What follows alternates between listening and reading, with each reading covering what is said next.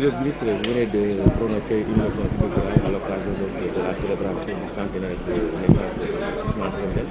Revenons un peu sur la quintessence de votre Vous savez que 2023 marque le centenaire de la naissance de Ousmane Sembène, un illustre compatriote, grand africain, panafricaniste, un citoyen du monde, un homme pluriel avec des dimensions exceptionnelles, grand créateur, à la fois romancier, nouvelliste, poète, cinéaste, tout à la fois. Syndicaliste, politique, homme d'envergure qui a dédié sa vie à l'amélioration des conditions de vie et de travail de ses prochains. Un homme célébré partout en Afrique et dans le monde. Et je pense qu'il est important pour nous que le ministère en charge de la culture puisse développer des partenariats dynamiques avec le monde universitaire, avec les chercheurs, pour pouvoir comme revisiter cette partie de notre patrimoine historique et l'offrir un modèle, en référence et un repère à la jeune génération. C'est ce qui motive ma présence ici. Et je pense que les leçons inaugurales ont cette particularité de pouvoir revisiter toute une partie de l'histoire, d'en tirer les leçons et de dégager des perspectives pouvant guider comme une lumière au cœur de l'obscurité les jeunes générations. C'est ce que j'ai voulu faire avec l'Université Gaston Berger de Saint-Louis, au lieu du savoir et de la recherche, mais également de l'animation scientifique. Et je me réjouis de ce partenariat et des efforts considérables fournis par le recteur, le directeur de l'UFR, CRAC, les chefs de département et l'ensemble du corps professoral, les anciens chercheurs et des étudiants qui également sont nos relais, notre avenir. Et je pense que c'est l'écoute attentive, l'implication et l'engagement, surtout ce brassage d'idées à travers la présence de plusieurs acteurs du monde scientifique venus de plusieurs pays, il nous paraît extrêmement important. En tout cas, c'est un tournant dans la vie du ministère de la Culture et du Patrimoine historique. C'est un tournant dans le développement des relations avec les universités. Vous savez, les réformes de nos universités en cours aujourd'hui ne font qu'encourager les initiatives. Et le président de la République, son Excellence M. Macky Sall, nous a encouragés à nous intéresser davantage à la préservation, à la promotion et à la diffusion du patrimoine historique. Et Sembène en est une parfaite illustration, une excellente incarnation. Nous avons tous eu à être bercés d'une manière ou d'une autre par la production scientifique, littéraire, artistique, cinématographique de Sembène Ousmane. Chacun d'entre nous a un devoir de commémoration, de célébration de Sembène Ousmane. Et le mérite de l'UGB, c'est d'être au devant en prenant une pareille initiative. Aujourd'hui, d'autres initiatives se multiplient et je suis heureux que cette célébration coïncide avec le retour du Sénégal au Festival de Cannes pour sa 76e édition. Après UGB, je vais directement à Cannes pour accompagner de jeunes cinéastes sénégalais qui sont sélectionnés pour les Palmes d'Or de Cannes, quand même, qui est le deuxième événement mondial le plus médiatisé, qui donne une visibilité aux jeunes créateurs du Sénégal, mais également à notre pays. En tout cas, je suis venu encourager l'université et ses autorités, mais également exprimer toute la disponibilité de notre gouvernement à accompagner ce genre d'initiative. Sembène Ousmane est une lumière éternelle, comme vous l'avez dit. Oui. Alors, pour préserver cette lumière éclairée, le Sénégal est dans une dynamique de mettre en place un festival africain à la dimension du FESPACO. Alors, pouvez-vous revenir un peu sur cette initiative?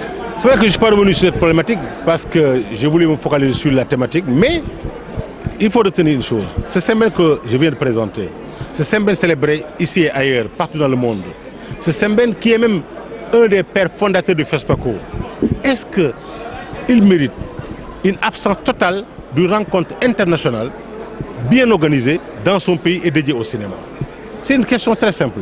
De mon humble avis, le centenaire de Sembène doit marquer un nouveau tournant par rapport à des perspectives cinématographiques au Sénégal. On en parlait des récidents, mais ce sont des colloques, ce sont des rencontres cinématographiques, comme on le dit. Pas de compétition, pas de prix, pas de rien, tout. C'est juste des colloques entre universitaires, entre praticiens, pour échanger. Donc le contenu de colloque, mais sera versé dans la problématique globale des rencontres du festival, du FICAS, du Festival international du cinéma et de l'audiovisuel du Sénégal. Et je pense que chaque Sénégalais, chaque cinéaste, chaque acteur du cinéma devait se dire qu'aujourd'hui, on ne peut plus se permettre de ne pas avoir de festival de dimension internationale du cinéma au Sénégal. Le pays de Sembène Ousmane, c'est aussi une façon de le célébrer, de le commémorer, de rendre justice à cet homme qui s'est battu, qui a donné le meilleur de lui-même pour le FESPACO existe et soit ce qu'il est aujourd'hui. Le Sénégal accompagne le FESPACO, comme je l'ai dit, aucune dynamique concurrentielle. Le FESPACO est une biennale, c'est tous les 2 ans.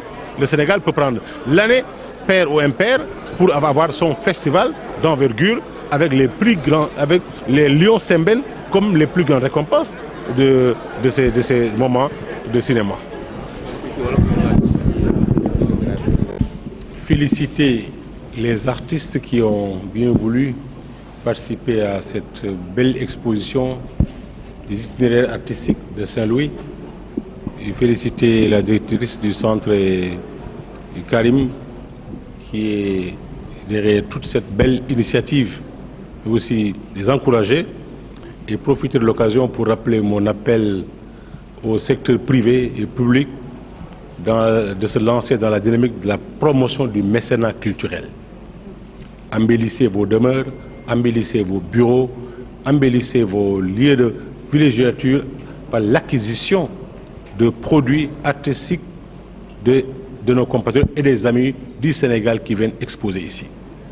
Si on dit que l'art ne nourrit pas son homme, c'est parce que ceux qui doivent participer à la promotion de l'art ont failli à leur mission, car les artistes ont toujours fait preuve de génie créateur, de talent, de patience, mais également de générosité.